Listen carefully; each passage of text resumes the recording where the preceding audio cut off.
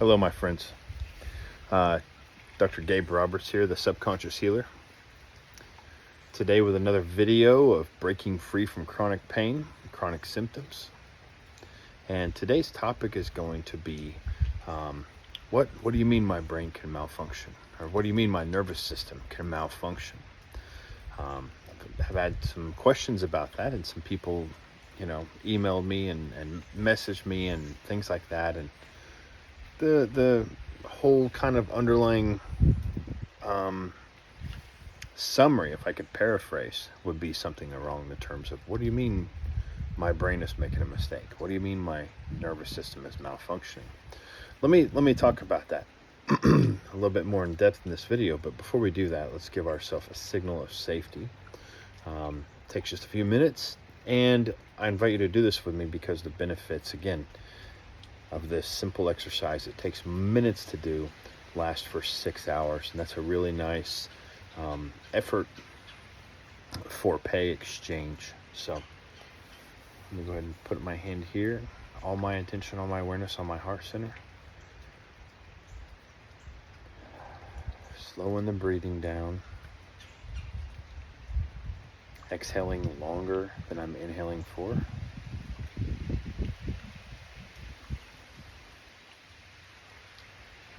Feeling gratitude for sitting out here in this, my favorite room of my house, which is an outside pergola. But I mean, look at the view, these Ozark Mountains out here, and it's kind of stormy and rainy today, but just feeling a gratitude with that solidifies that and harmonizes our brain and our heart together, and gives our nervous system a signal of safety that lasts for about 6 hours. So back to this topic of, what do you mean my nervous system is malfunctioning, or my brain is malfunctioning, or what do you mean it's making a mistake? Well, just what we have to do is kind of look at things from a neuroplastic standpoint. That means your brain has an infinite ability to lay down new neural circuits, pathways, every time you're putting attention on something, or something is taking your focus. Whenever you're putting focus on something and it's taking up space, it's taking up learning, you're getting more and more familiar with it, your brain is wiring new pathways. The same as if you have a guitar and you start playing the guitar and you've never played it your entire life, and you pick it up and you start playing it 2 hours a day. Well, your brain is wiring down because of your focus and your intention and what you're doing at that moment. Your brain is all wiring that in. So after a few years of playing that, you're going to be very familiar with it, and could probably play the guitar very effectively. So just the way our brain learns things, but it can learn that with anything at all. So if we are having a very rough time, okay, like we have a lot of stress going on, perhaps we've lost a loved one or even lost a pet, and things are happening with our mortgage, or things are happening with our home, maybe we have a sick child, maybe we have some deadlines that are really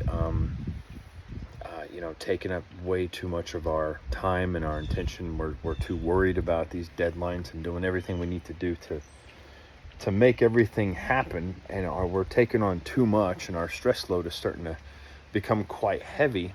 What happens is our brain goes into like a high alert state, and when it's in a high alert state, it's much more sensitive. There's a couple of people on YouTube or social media, I'm not quite familiar with their names, but people my son is showed me where these men take videos of themselves, and they are videoing as they let some kind of bug or insect or stinging insect of some kind sting their arm as they're videotaping it, right? And they have the insect in a jar, and they put it on the guy's skin, and what he's doing is he's doing it for educational purposes, to kind of demonstrate what happens, how it feels, maybe what you can do about it, things like that. So it's for education, but every time he's doing it, this guy is psyching himself out. Like, oh my gosh, I can't believe I'm going to do this. Oh, it's so terrible. Look at that thing. Look at that stinger. Look at that. Oh my goodness. Putting his brain in complete high alert, right?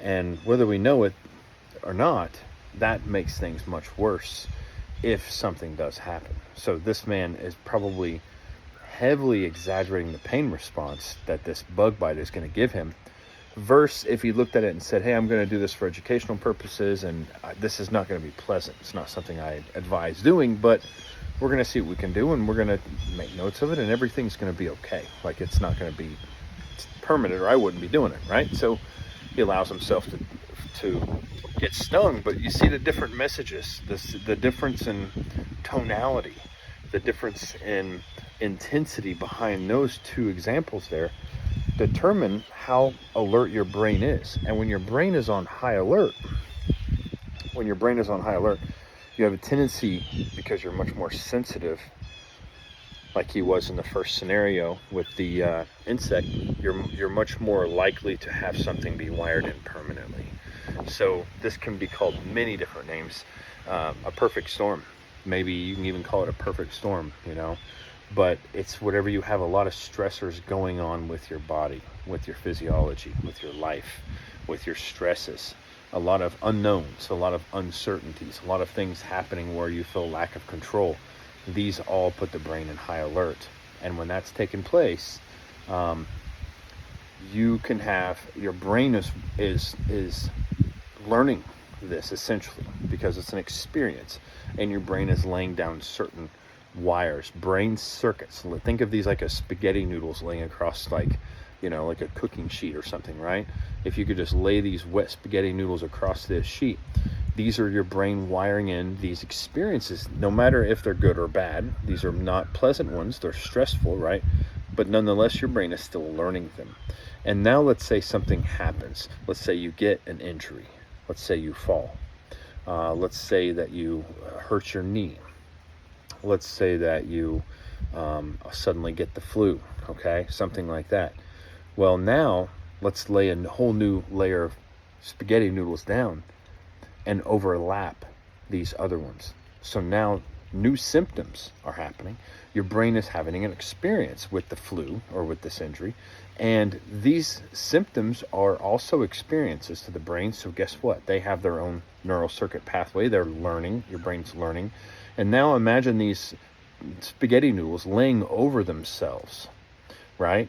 And to the depth and the intensity that you're giving it attention, worrying, focus on it, having fear about it, thinking, oh my gosh, how long is this going to last? Oh man, how am I going to get myself out of this? Depending how much of the time of the day you're spending putting any attention, any focus on this, just like the guitar, right, is how intense and to the degree and the magnitude that these are going to get wired in.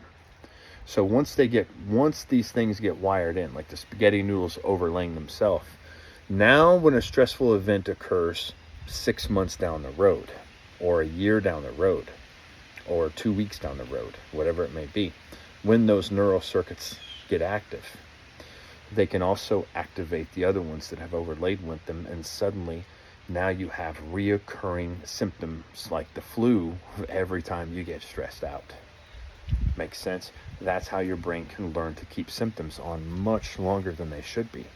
And it's a massive problem because we continue to treat symptoms and we're not treating the cause, which is, in this case, not a malfunctioning brain. Why is it malfunctioning? What do you mean malfunctioning? No, it's just learned something it shouldn't learn. You see, it did what it knows to do, and it did it in ways that are not helpful.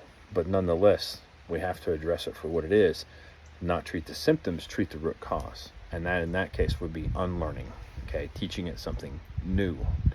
And that's how it works. And I hope this gives a little bit of clarity on exactly what's taking place. This doesn't mean you're broken. This doesn't mean your symptoms are there forever, even though you may be told that. See, a person can have reoccurring symptoms of the flu, and this can get labeled as things like long COVID. And believe me, there's research now that's showing that many cases of Lyme, other chronic illnesses, chronic mold, and things like long COVID are essentially wired in circuits in the brain that go active, and the symptoms come back during stressful times. Okay, so, and I've seen that many times.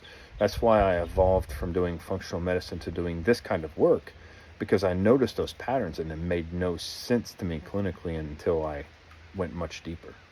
So this doesn't mean you're broken. It doesn't mean your body's malfunctioning or your nervous system is defective in any way. It just means that it's doing what it knows to do, and it did it in a way to protect you, and it's doing it in a way that's not helpful, and you simply have to give it a new set of instructions. So if this resonates with you, if this was something that was helpful, okay, like and subscribe to this, click on the subscribe button, because I'll have more content coming out. You want to make sure you don't miss this, because I'm going to start teaching you in these daily videos how essentially to unlearn that, how to start changing those circuits. So if you're wanting to get there fast, I would suggest joining our Breaking Free group, okay? If you want to know how to do it and you're patient and you're willing to watch these every day and put the pieces together, make sure you share this, like, subscribe, because I will give you the details on how you can change these brain circuits, okay? So I will see you again soon, my friends.